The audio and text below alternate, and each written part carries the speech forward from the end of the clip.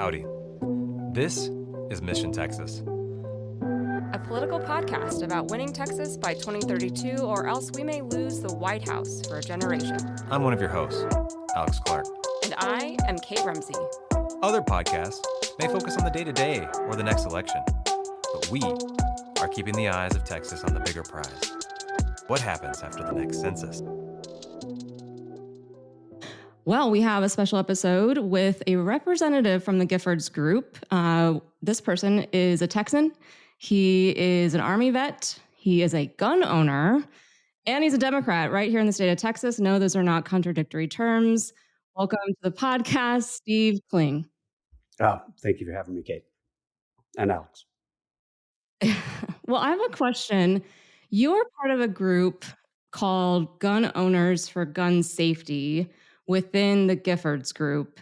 And I'm really curious, what is the existence of that kind of group in answer to, especially within Giffords? I'm very curious because we have a lot of gun owners in this state. Yeah, a slight correction is just Gun Owners for Safety, but it is part of the Giffords organization, and it seeks to give a home to people like me who have felt for a long time that organizations like the NRA do not speak for me. They don't speak for most of Texas gun owners. Statistics will bear that out. We could talk about that too, but it is something I've wanted, an organization that as a gun owner would restore my voice around common sense gun laws, around the need to protect our communities and to, provide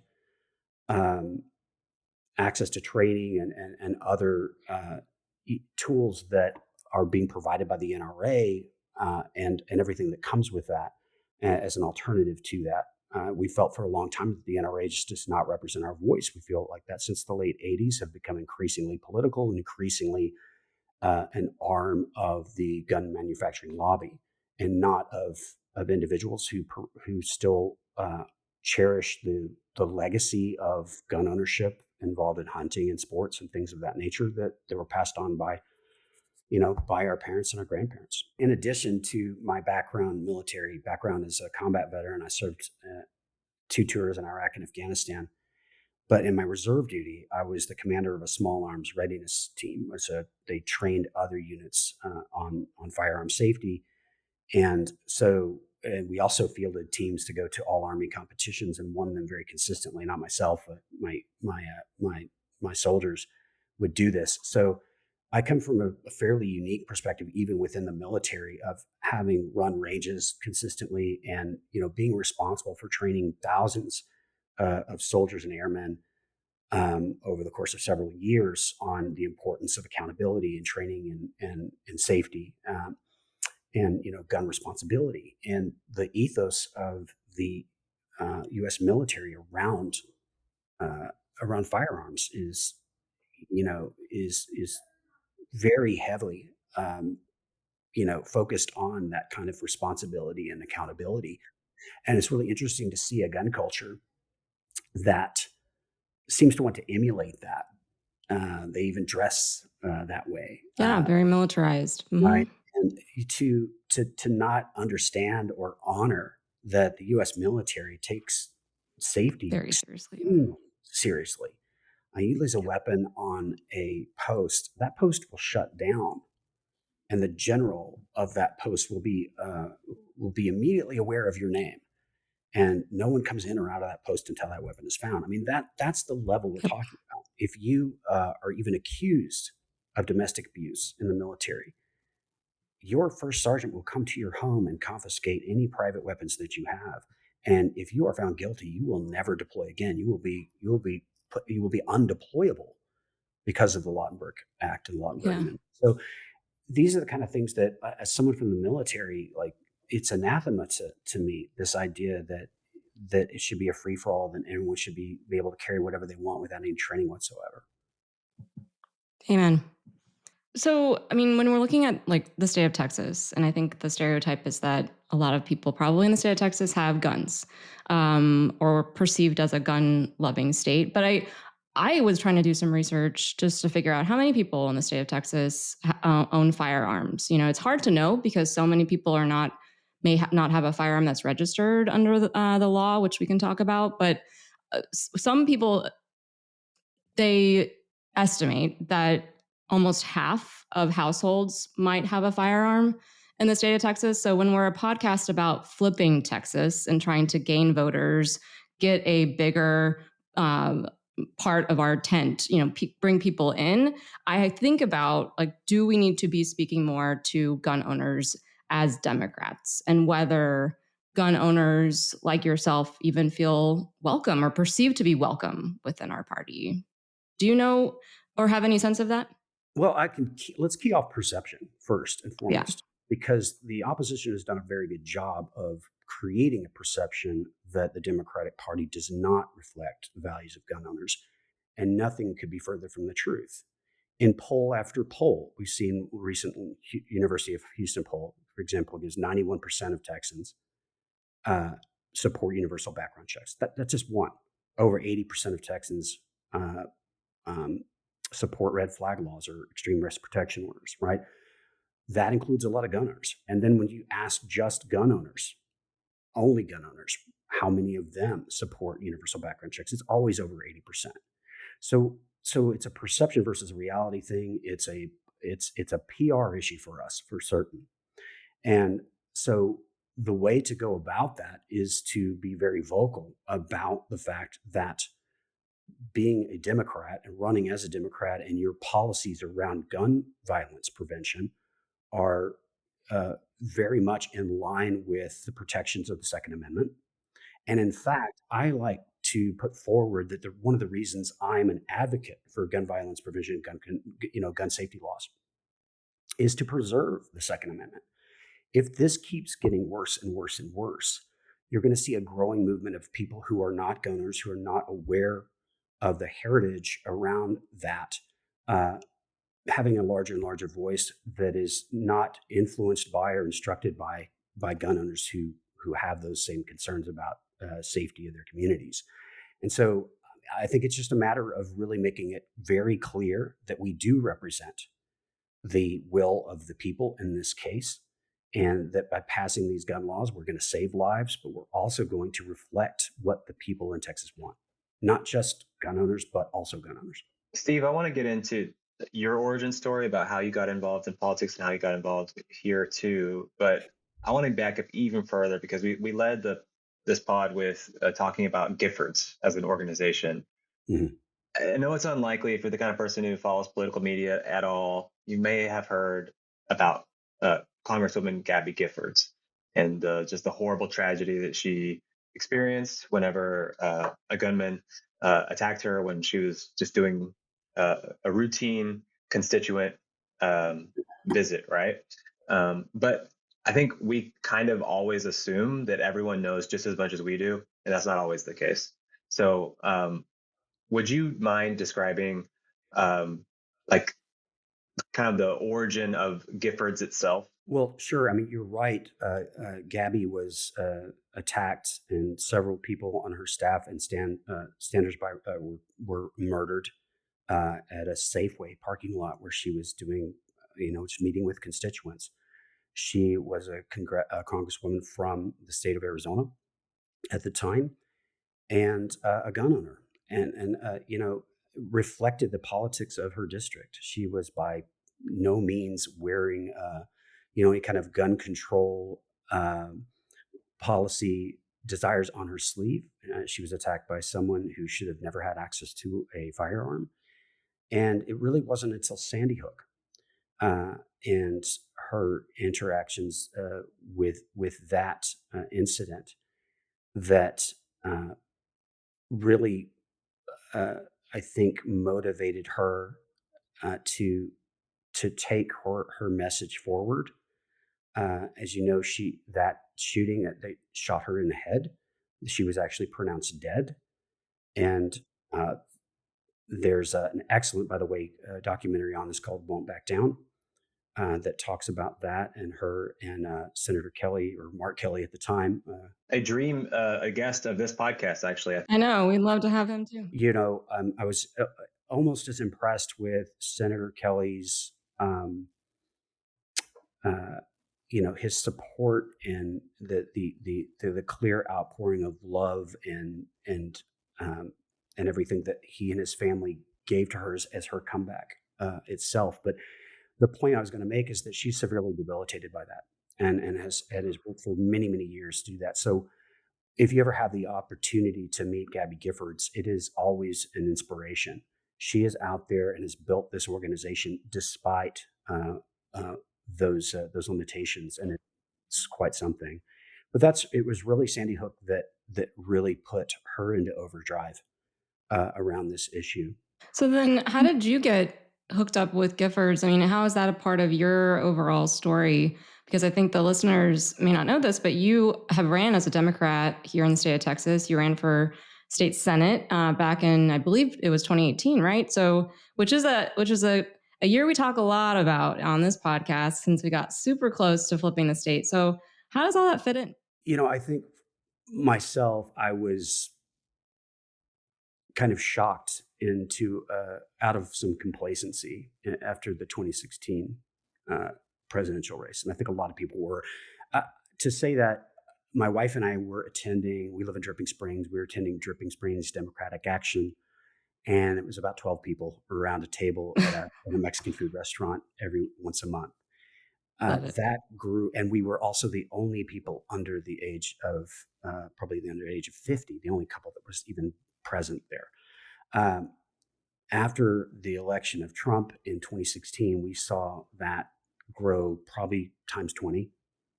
Had to get a new venue, and we were, the constant discussion was around somebody needs to run, somebody needs to run for every office. And so we did a lot of soul searching here at the house around that. I felt like my background as a combat veteran would be an appeal to independents and to folks that may have had the wrong impression of what a liberal is, what a Democrat is, for example. And so, long story short, I felt like that it was the right thing to do. My wife and I jokingly would call it my third deployment. Yes. And but that was the idea, was to just step up and serve and kind of do my duty once again to my community.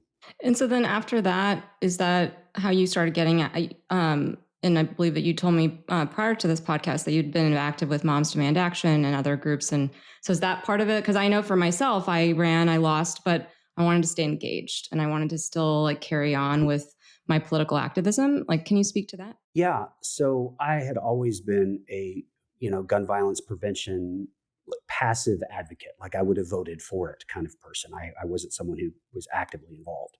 It was just my sympathies were towards that and the need for that. But it was when I ran, and you ran for office too. You know what it's like to go out there, particularly in my case, I was running like a 30+ point disadvantaged race. I mean, no one thought I could win, and frankly, we didn't, but we did very well. Yeah. Going out there and finding people and organizations that would stand behind you out of principle and out of a true desire, and trying to overcome this inertia that you get and these preconceived ideas that the conclusion The foregone conclusion. the foregone conclusions that actually create the conclusion, right? Like well, you can't win, so you won't win. So you can't win, so you can't get support, and so you don't get support, so you don't 100%. win. And trying to overcome that when organizations will stand by you on principle, not because they're not making a transactional decision, it means something. Yeah. And when Moms Demand Action, and particularly Becca DeFelice, who was kind of the point person on for that organization at the time, put their support behind me, it meant a lot. And so I spent a lot of time with them, and they taught me a lot more about gun violence prevention. It's the movement, the work that they were doing in the state of Texas. This is pre-Uvalde too, by the way, right? Of course. And and so we developed friendships and relationships around that. So when it came time after my election, when I didn't win, I was like, well, what I'm going to do with this voice? And we came down, and again, my wife and I decided on two things: gun violence prevention and education. She kind of handles the education side, and I do this. You're right. But what I want to know is that as a candidate, did you feel like you could openly talk about being a gun owner then? I mean, you are now, obviously, because you look at things like Kamala Harris coming out and saying, I own a Glock. And it seemed like there was a lot, and maybe this is a perception versus reality thing too. Like it seemed like people were disappointed that she was a gun owner. And even just speaking anecdotally for me, my husband has firearms. They're in our home. They're in a safe. We know how to use them. We're both in the military. Yet I don't know if I would have felt comfortable talking about being a gun owner in our party. And again, maybe that's because of the right projecting onto us and not, feeling like we're not welcome within the party. But what I'm hearing from you is that it seems like we've got it reversed. Like a lot of gun owners are in line with us and are, especially with with safety and gun violence issues. Well, and we do have it reversed in a sense that if we think it's a risk politically in the state of Texas to be forthright about gun ownership, I think that's a mistake. In Texas, it's not that big of a risk to go forward with that. I think, when you're talking about Kamala Harris's campaign and something more national, she has other states where gun ownership is not as prevalent. They're far more urban, they're smaller. That kind of appeal to someone in Connecticut, for example, might be a little bit different. But you're in Texas, you're running for Texas. You have to reflect your constituency, and so I never consider it a risk to be upfront about that. And sat on several gun violence prevention or gun violence debate panels where happily discussed that because Texas has a rural traditions. Like we may be slightly more urban now overall in population, but we come from rural traditions, pioneering frontier kind of mentalities where that, we're only a couple generations away from people using firearms to bring home food. Well, and to be clear, there are a lot of people in urban settings right here in Dallas, Texas, for example. White people and people of color, in particular. Actually, I hear from who, for them, ownership of a weapon is really important to them, even if they are otherwise thought of as like a true blue, up and down, every issue Democrat. They'll say, I don't toe the party line on that. And so I think it's broader than just the rural urban divide. And I would just speculate that maybe I think one of the things about the interview where she made the Glock revelation is that it did come off as something of a revelation. It was news. It was like, oh, I wouldn't have thought that about you, because it was not part of her identity. And what I mean by that is, if, for example, Andy Beshear from Kentucky is running for president in 2028, I don't know that it's news that the governor of Kentucky has guns. He probably has talked about, I don't know if he has or not, actually, but I just don't get the sense that it would be as shocking because it doesn't seem to go against the image he's been putting out. Right. Like, without trying to be too trite about it, like, I think there's like this authenticity question to it all. I think you're right. And I think it's important actually to dispel those types of stereotypes, right? And to step away, you just be honest, right? Just, hey, I'm a gun owner, that's just a thing. And let's talk about it. Let's be open about it. Ask me questions. I'll go and do Giffords fundraisers in New York and Los Angeles and speak as a gun owner, right? Like that's why I'm there.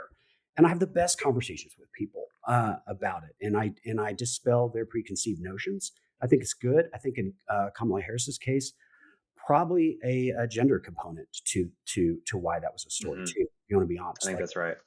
And so, is that fair? I don't think so, but there's lots of women, including Gabby Gifford, right? And Texas's own Ann Richards. You can see a great picture of her holding a shotgun and the whole thing. And good with them too. Some women on the gun range I wouldn't mess with. Yeah. You're absolutely a better shot than I am. Oh, listen, we had one in I'm fulfilling Air Force stereotypes. I am a terrible shot. Oh, we had an absolute Hawkeye in in my units I served in, who was a woman. She's just an amazing person too. I still still friends with her. I know, it's amazing. My husband's a lawyer. We're both lawyers, and he still has to qualify, and he goes to the range. Whereas in the Air Force, like they're not going to assign me a weapon. It's kind of funny, like just how different those two things are.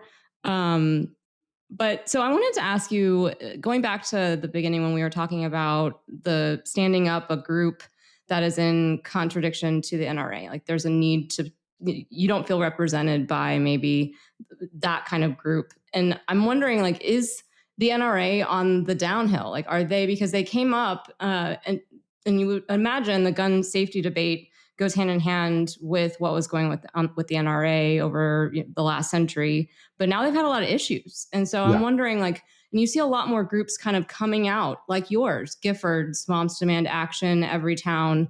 And I'll put a plug in for the moms because they are really active. Like we got a lot of moms who are out there going into the stereotypes. So, like, how do you see that? Like, do you see the NRA still at play in connection or in opposition to the groups that like you're a part of? They can't be ignored, but the fact that they're on a decline it's obvious. Their membership, their funding, Giffords and other organizations are now outraising the NRA, and that's I don't remember which year that happened. It was in the last 2 or 3 years though, where we're actually finding our voice and getting winning the funding race behind that. So yeah, NRA's in the decline. You can't take your eye off them. There's other even more radical organizations I just won't mention just because I don't want to give them any. I don't want to give them an ounce of publicity. But they're in the state of Texas. They're a force to be reckoned with as well. They're getting representatives elected that are introducing an absolutely dangerous and terrible legislation. I'd be happy to talk about that too. I think people need to understand that there are representatives that are introducing legislation that is incredibly dangerous. And fortunately, we were able to work to prevent that from getting out of committee back in April. But like, if you don't have someone there to keep their eye on the ball, to show up like Moms Demand does, like Giffords does, to make oral arguments when these things, they pass in the dead of night and people won't understand, and they'll make our streets and schools a lot less safe. Well, yeah, let's get into that because I recall at least the biggest piece of legislation that was going on in the last session, which, for our listeners, we only have sessions every 2 years. It was raising the age for purchasing an assault weapon, right? So, and that did not, it got far, but did not pass. So are there any other, and I know that it's also in the same line of like, are there wins, but that was an outgrowth of Uvalde, right? Because the shooter in that case was 18 or for sure under 21, right? Just had recently turned, right? Yeah, and practically went out after his birthday. That was introduced by Representative King of Uvalde on his way out the door. He was not planning to get reelected, or running for office again 2 sessions ago, but I think he was going to reintroduced. But that's something that, and I was there all night with dozens of survivors of Uvalde, and incredibly heart-wrenching testimony about trying to make that happen. And my personal take on it was there are provisions in there that were going to allow people who had military training to be exempt from that. And I took that particular tack on behalf of Giffords because I felt like, hey, this is encouraging that the state of Texas and even Republican reps in the state of Texas are recognizing the importance of training because you've been stepping away from training for the last 10 years. And increasingly allowing people and trying to assert that people have the rights to carry whatever they want without any training whatsoever. So having a provision in there saying that if you're under 21, you could potentially still have access to, to purchase an assault weapon if you have military training, I thought was an interesting point, right? The fact is, it's something that really stood out for me, if I may, was that Representative King said when he introduced the bill, he said 2 years ago, I would have not even voted for this, let alone sponsored it. But, what happened in his district made him change his mind. And honestly, I was glad to see, I'm always heartened to see someone being able to change their mind. That's what we're trying to do, right? It should be the business of changing people's mind, and we should celebrate when someone does. But it offended me on another level because that represented such a lack of empathy to me that it made me want to get up and say, okay, for the rest of these reps that were willing to pass this out of committee or willing to prevent this from passing after Uvalde, after hearing all this testimony from the parents, that you're still willing to put this forward, that what it takes is for 21 people, 19 children and 2 teachers to be killed in your district. Why don't we get a yearbook from one of your elementary schools and you can pick the 19 kids and the 2 teachers?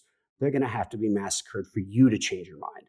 That to me is the empathy deficit that we're talking about. That is, I don't frankly know what to do about, but I do think that we need to be more aggressive about pointing it out.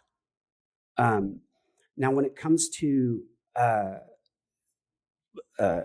bills that were put forward into committee, and thankfully, again, because of Mom's Demand, because of Giffords, did not make it out of committee because we shined a light on it, were HB 2771, and I don't know how inside baseball your listeners are.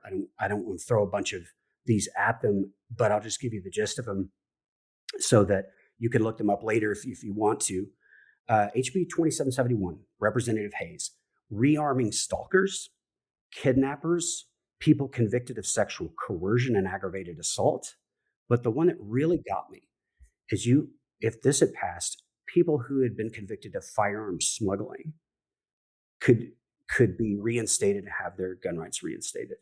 That one blew me away. And what I told the committee was, look, you're basically talking about people who have been smuggling firearms to Central and South America in these cases. And your own president recently, labeled the cartels as terrorist organizations. So what you're basically saying is that Representative Hayes is advocating to arm terrorists. And this is the kind of legislation that gets put forward that people need to be aware of. And it's really difficult because it's anodyne, it's like inside baseball, Politico kind of stuff. But if we have got to find a way to let people know that this kind of legislation is going out there. I've got more if you'd like to. There's another one that really blew me away too. Go. So another one is a combination of HB 2470 and HB 4201. It was put forward by Verdell, who came from one of these extreme radical gun owners groups, and Schatzline. The first one lowers the minimum age for handgun possession from 21 to 18. The second one would have made it legal for license to carry the LTCs to bring concealed firearms into places they used to call sensitive places, which are things like hospitals, bars, airports, but most importantly, schools and school property. So the combination of that, we're talking about legislators that are putting forward legislation with a straight face that would have let 18-year-olds conceal carry at high school. Yeah, when they go to class. Yeah, unbelievable. Turning every fist fight into a gunfight. Yeah. Yeah, a bunch of young men whose frontal lobes haven't developed fully yet. A great idea. Have you been in a high school in the last several decades? Yes, I have, and it's a scary proposition. But the point I would make, but a lot of these legislators are old. When was the last time they went? Yeah. The point I would make there, Alex, is somebody do a poll on that, right? We talked about the poll, universal background checks, extremely popular. Never going to happen because of who our representation is, right? Who's there in Austin right now. But do a poll on, hey, should we arm 18-year-olds and let them conceal carry in high school? What do you think that would be? 10% maybe? And I would want to serious. Who are those people? Yeah. Those 10%. But that is what's happening. And I just don't think people know it. Well, what's interesting, I was a prosecutor in the Department of Justice, and the case that really changed my life and made me want to run was a case of a gun manufacturer, a guy who was making AKs and ARs out of his home, and he was selling them to the cartels. And then they were getting found in Mexico in gun skirmishes where people died. And ATF, which is the federal agency that regulates firearms, they were trying to figure out where are these guns coming from. And it came from a guy in Flower Mound, Texas, and he was making them like out of his home, like 300 to 400 of them. And I was struggling with my partner at the Department of Justice with finding a crime that he actually committed, because we could not connect him to the drug conspiracy. There was no evidence that we had yet that he actually knew they were trafficking.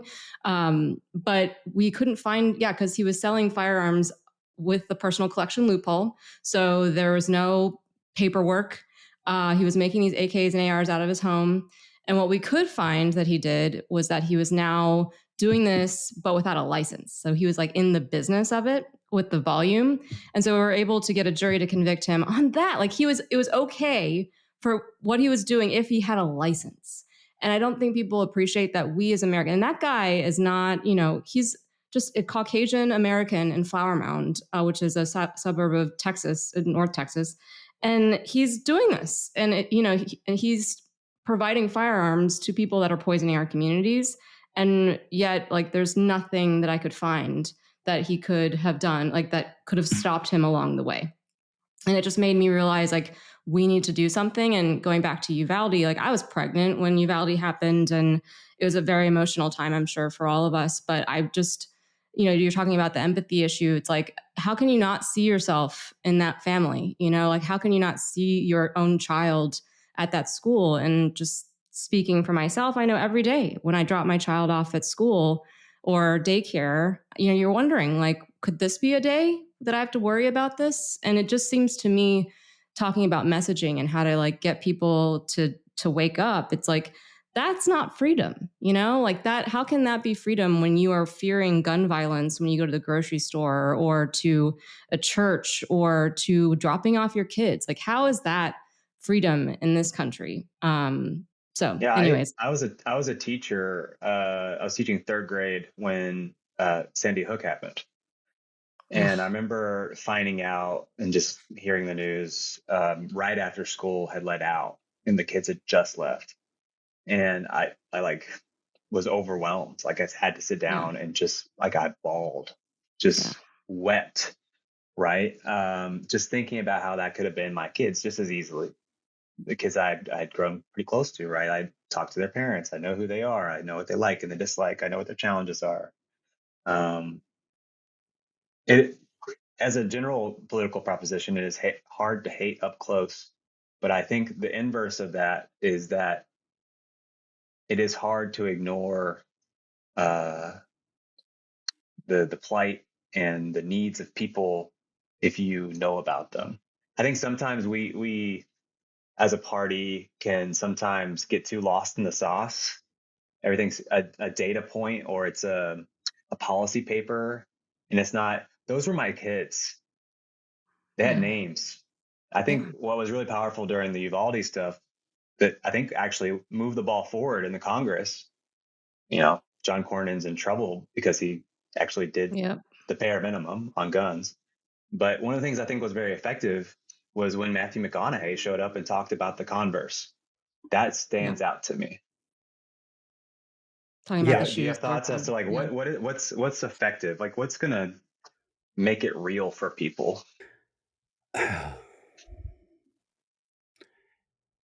That's tough. I have a controversial take on this, and this does not represent Giffords or anything. This is me. We live for hot takes on this podcast. We love it. Yeah. Hit us. I feel like we shield people from the consequences. I feel like if we, of course, I feel like protecting the identity of the children is paramount. We know their names, of course, but what I mean is, I think everyone should have to watch. Every adult should have to watch the video of the inside of Uvalde or the inside of a school shooting and be exposed to that kind of violence. A gun violence death is extremely traumatic. for those that are experiencing it, of course, but those around it, even in a combat environment, even when you're sort of expecting it to happen, watching it happen, being aware of it happening, even to the killer, can create lifelong post-traumatic stress disorder, right? We have Navy SEALs, right? Operators who, for the rest of their lives, will be in counseling to help them through what they've seen and what they've had to do. And so we just protect ourselves from that. It becomes an abstraction. It becomes, we show the yearbook photos of the children, and that should be enough. It should be enough. But what we have to realize is that since 2000, if you use that as a starting line, and I use 2000 because that's around Columbine, right? We have lost more Americans to gun violence than all of our wars combined. Civil War, American Revolution, all of it. We've lost more Americans. And that's not just deaths. Every one of those deaths represents a life taken well before it, a natural death. A life taken from 3, 5, 10 survivors who will never, ever, ever be the same. And yet we have people selfishly saying, no, I don't care about any of that. I want my toys. I want my stuff. And you can't stop me, right? That to me is the problem. Again, I call it the empathy deficit. But we need to step forward and to those people who don't suffer from that and make them know that the Democratic Party represents their interest and wants to keep their community safe, despite these other folks that seem to not care at all about that. And how best to go about that, I'm not quite certain. But I say lead with statistics, but our opponents lead with fear, right? The the the the amygdala, which controls that in your brain, will short circuit the prefrontal cortex where your logic and reason happens. And they know this, and they cynically, scientifically understand and exploit it. And so, we have to get past these culture war issues that people are voting on first and foremost before they even get to gun violence on the ticket. Well, to analogize, it's kind of like in the civil rights movement, Emmett Till, right? It was a conscious and brave choice of his mother to say the whole world is going to see what they did to my baby, right?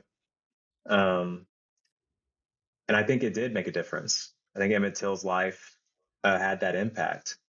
And I'm going to be controversial myself now, and maybe it's too soon, but I think I'm still shook up. I don't think I'm over it yet. Just having very recently watched the very public death of Charlie Kirk. I saw it up close from every angle, just as it was flooding my algorithm, just on Instagram. It was hard to believe that I had seen what I had seen. Like, how is it possible that this is on my phone? I guess shouldn't have been privy to such a horrific moment. To see the bullet enter his neck, for the blood to splurt out, to know that his children and his wife were there. And I think you saw some really terrible people online be really terrible. But I would say the vast majority of people come together and say that political violence is always wrong and that we are all horrified by what happened. No one should have to, no one should have to experience that. No one should have to experience that. I mean, I think he was a reprehensible person, but no one should have to experience that. No one. I mean, he himself had made the comment that, gun violence deaths are the price you pay for the Second Amendment. He was in the middle of defending, um, gun violence, basically, whenever in the moments leading up to him getting shot. And all that doesn't matter. Like, no one should be shot in that way. Right. No, he was in the middle of demonizing blacks and trans people, to be quite clear. but and trying to paint them as being more violent. Um, but yeah, nevertheless, it's just that no one should have to experience that, and the fact that we have representation in Austin, in Washington, that says no, no, no, that's fine, as long as it's not happening to my cohort, as long as it's not happening to me. I wouldn't have voted for this 2 years ago, except it happened to me. Well, that's why I'm bringing it up, is that Charlie Kirk is fundamentally of the right, right? He's of the right wing. And so you would think there might be this rare moment, this opportunity where it has affected them. It has forced empathy upon them in a way that maybe they would blow off if it wasn't part of their cohort, if it wasn't part of people who were like them. I mean, I think there is like amongst very brave, other military members, other veterans I know who are on the right, who identified with Charlie Kirk, there is this kind of fear. There's a sense of like, is someone out there going to kill me and my family because we disagree with them? And that's a horrible thing. No one should feel that way. So I guess what I'm saying is, should that not create space and opportunity to say, okay, look, we may never agree fundamentally on this issue for everything, but we have to come together in some limited way, because we all agree that like we have to make sure these kinds of events do not happen to whatever possible degree we can control that. We certainly, you certainly get agreement from me on that, Alex. I mean, like, there's no question that I wish that that would be the outcome. Unfortunately, you saw really nothing coming from official channels, at least about that. They used it as an opportunity to create a they and blame people before they had any evidence, and instead of saying, hey, maybe this is a moment for us to look very closely at who can get a weapon. Um, and I think that it's just not. They just don't feel like it's a viable. I mean, it's clearly not a viable position for them to take in a primary, particularly in heavily gerrymandered Texas, where the most radical person on the furthest right, it's a race to the right to win that primary because the general is a given. And you guys talk a lot about these types of dynamics on your podcast, so it's you know gerrymander is a perfect example of why we can't get representation for the 80+% people who would like universal background checks in Texas. That's the reason. Yeah, and here in Texas, they're trying to make that problem worse because the Republican Party of Texas has filed a lawsuit to close its primaries so that you have to be a registered Republican to participate. Whereas now, Texas has the largest number of veterans in the country. About half of them identify as independent, and they can go and vote in whichever party primary they want for the year. They're trying to shut those people out. So if there was any kind of moderating force, any kind of people going to the primary, yeah, they're trying to shut that part down. Maybe a gift to us in statewides. There you go. But it just makes things worse. And what we see are one party rule, one party politics here that increasingly is drifting from what people want, whether it's this issue or even public education, but like it's just drifting away from that and into very special interests. Well, so then, in the final minutes we have together, you ran in 2018. It was a magical year for Democrats here in the state of Texas. Do you have any reflections on how we can get back to flipping the state, like getting that close and actually flipping? And is there a part of the gun owners that brings that to it? Because we have such a low voter turnout state. We talk about gerrymandering. We talk about how fear is driving a lot of Republicans out. Like, how else do you think that we can get closer, expand the tent, expand the electorate, and actually flip this state? Because less than half of voting age adults are voting in this state. It's crazy. I think and just off the cuff, one of the things we looked at for my district in 2018 that really gave us a lot of hope was shifting demographics, right? You're seeing more and more people in that period of time coming from different states. We were seeing statistics like, okay, 4-1, they're more in line with our message. But I hate to say it, but like money, it takes money to win elections, and it takes money to put behind down ballot candidates.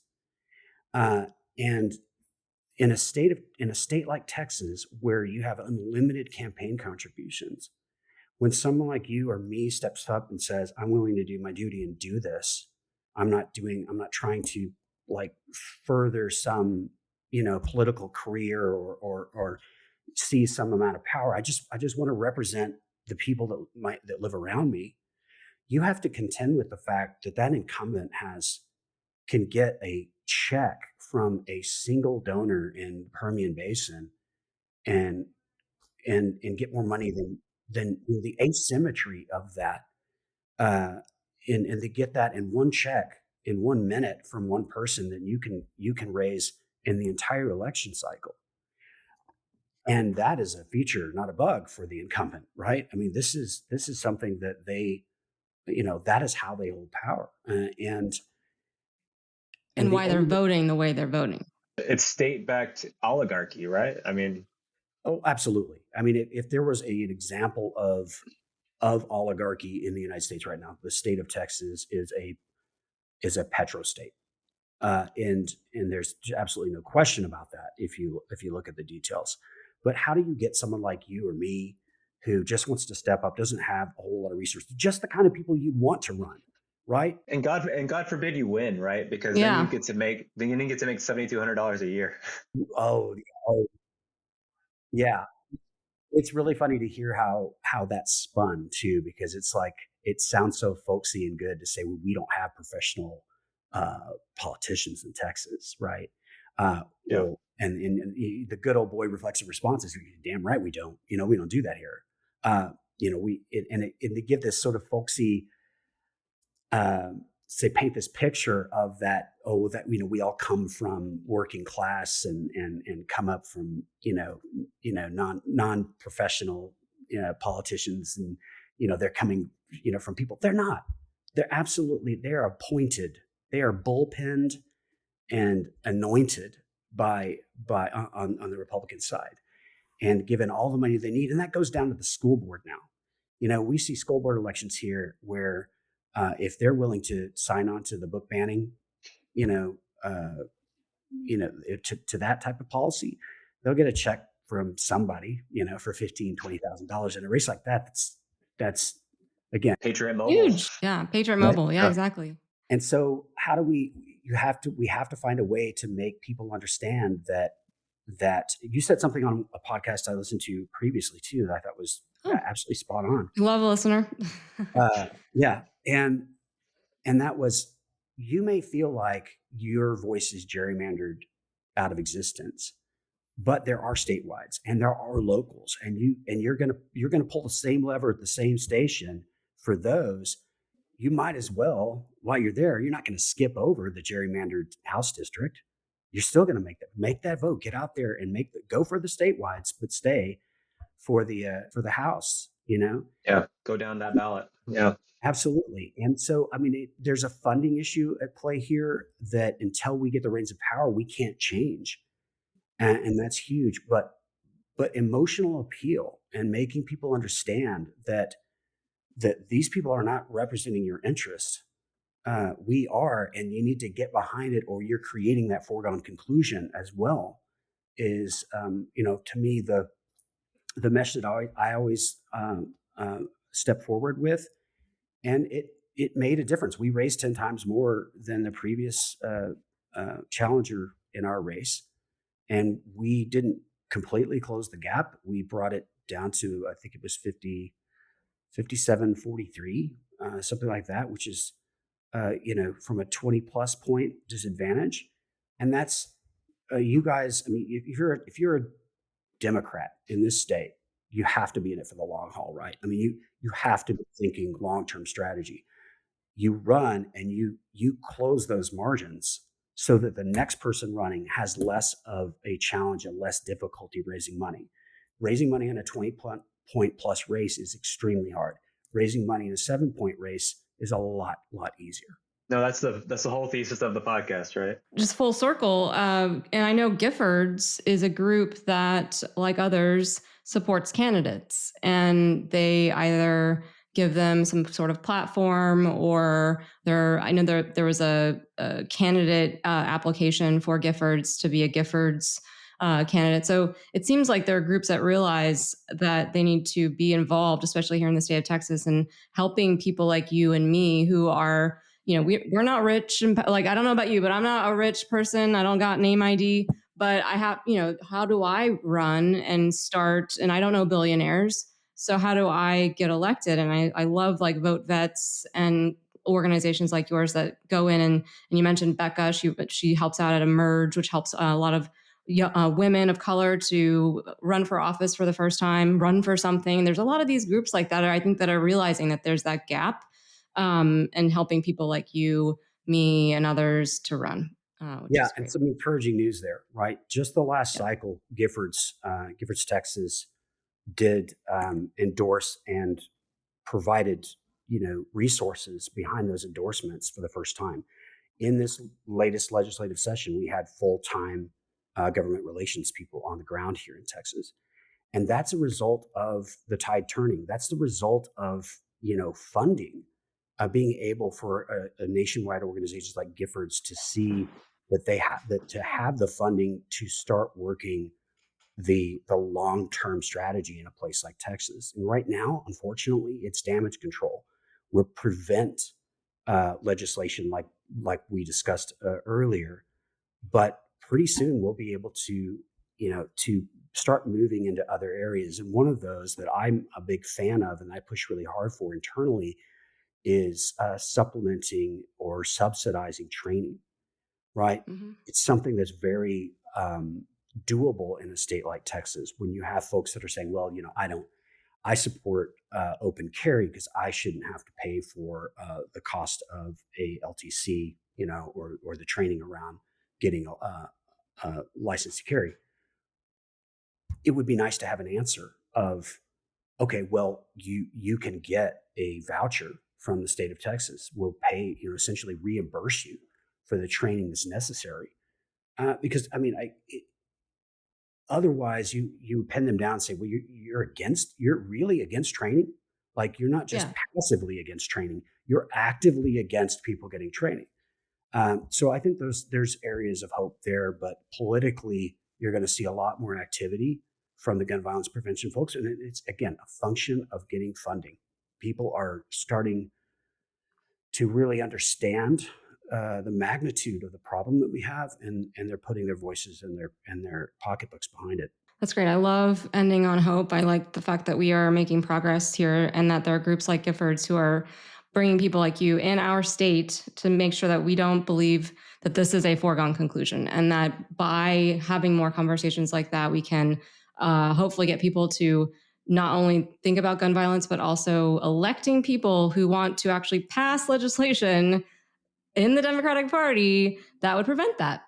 Yeah, that'd be great. So, well, Steve, it was great to have you. I'm going to leave you with the last word. Where, like, if people want to follow you or Giffords, where can they find you? And what do you got going on outside of the gun owners for safety group, and all the other political things that you're doing? Well, thank you. Well, I think if I would end on something is you could find out a lot of really good information at giffords.org/stats, STATS. And, I encourage you to follow Giffords at, on X or whatever platform you use there. There's lots of good information. Giffords has really taken the lead on statistics around this sort of thing. You could find out, for example, that Texas has 5 times the gun deaths of New York, for example, and be able Wow. to win arguments with folks that are trying to paint democratically run cities and states. Steve, we tell people on this podcast we're here to win elections, not arguments. Very good. But they're trying to make it into some hellscape, like LA and New York. That's all just violence, but that's a good point.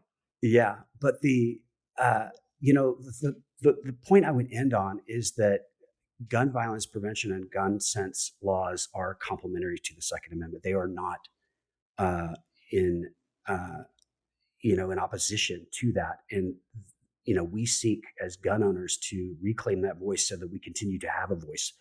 and that we can end the scourge of gun deaths in the United States before we do have a reactionary group that starts to truly infringe on those rights that we hold dear. And that's, to me, if there was one thing I could leave your listeners with, is it's that those gun sense laws reflect the will of the people and have held up time and time again in the Supreme Court. Even Justice Scalia's Supreme Court, Scalia, I think I mispronounced it, but who wrote the majority opinion in Heller versus DC, that there are limitations. As far as me personally, I'll continue to do my gun violence prevention work.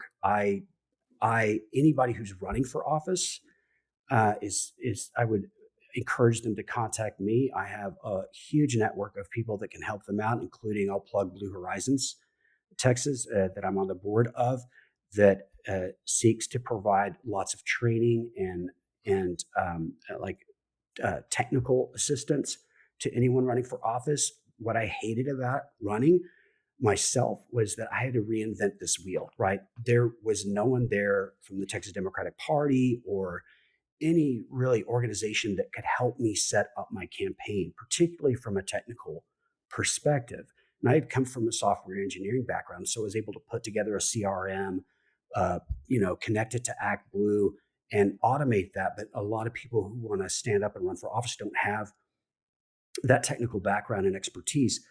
And so I've invested in organizations like Blue Horizons and companies like Civitech.io that will provide that kind of technology and that kind of assistance with minimal or no cost. And so that's kind of where my political action is these days. Well, Steve, we enjoyed having you, and we appreciate all the work that you're doing here in the state of Texas and for candidates, apparently. I love that. That's something that I didn't know about you, but I'm going to look up Blue Horizons for sure.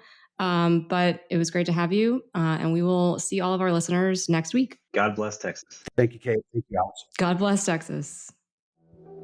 You can follow us on all socials at Mission Texas Podcast. Email us at missiontexaspodcast@gmail.com. This episode is edited by Juan Jose Flores. Our music bumper is by Adam Pickerel, and our cover art is by Tina Sohn.